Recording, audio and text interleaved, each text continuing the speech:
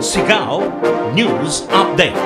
Magandang gabi mga Nova Ecijano, ako po si Jovelyn Astrero at narito na ang mga balitang aalingaw-ngaw sa oras na ito. Naging controversial ngayon ang vlogger at entertainer na si Mocha Yuson matapos gawing miyembro ng Movie and Television Review and Classification Board o MTRCB ni Pangulong Rodrigo Duterte.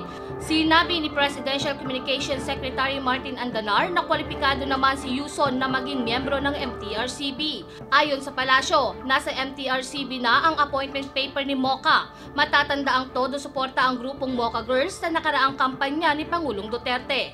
Samantala, matagumpay na inuwi ni Danilo Fausto ng DVF Dairy Farm ng Bayan ng Talavera ang parangal bilang Outstanding Agricultural Entrepreneur sa katatapos ay ka-46 na National Gawad Saka 2016 ng Department of Agriculture.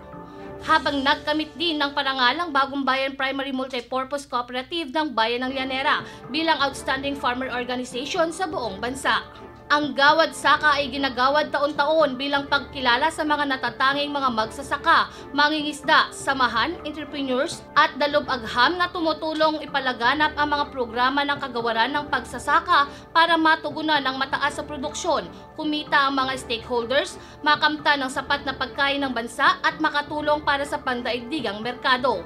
Manatiling nakatutok sa himpilan ng TV48 para sa mga maiinit na balita. Ako po muli si Jovelyn Astrero. Manatiling updated sa mga balita, bisitahin ang aming website sa www.doubleph.com at Facebook page ng Nueva Ecija TV48.